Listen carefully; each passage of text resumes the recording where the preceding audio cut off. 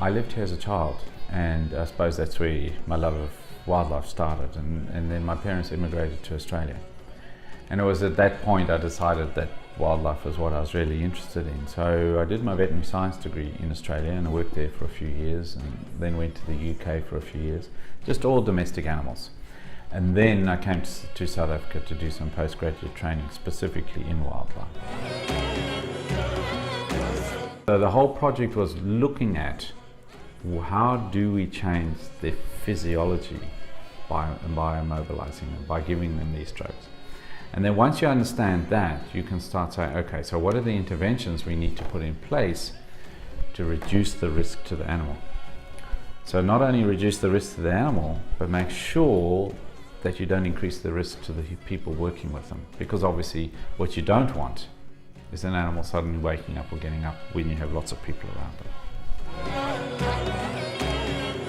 The big thing about darting wildlife, I mean, it looks fairly simple and straightforward, but it's sort of multifactorial components to it to make sure that it's successful.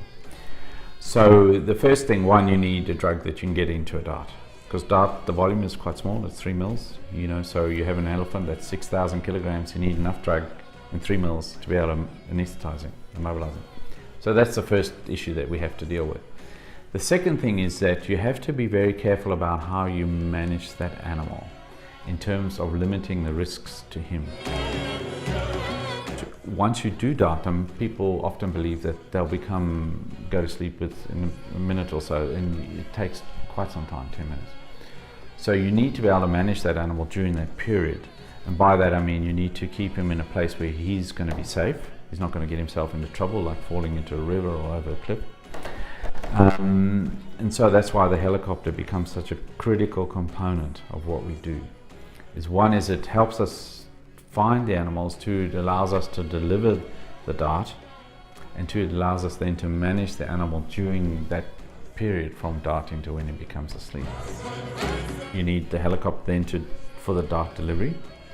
So you need very good helicopters, and you need exceptional pilots, because not only do they need to get you to the animal without hitting the trees and so forth, they also need to understand the behavior of the animal, how the animal is going to behave during the darting period, and then how it's going to behave once the drugs start taking effect, because that obviously alters how they behave.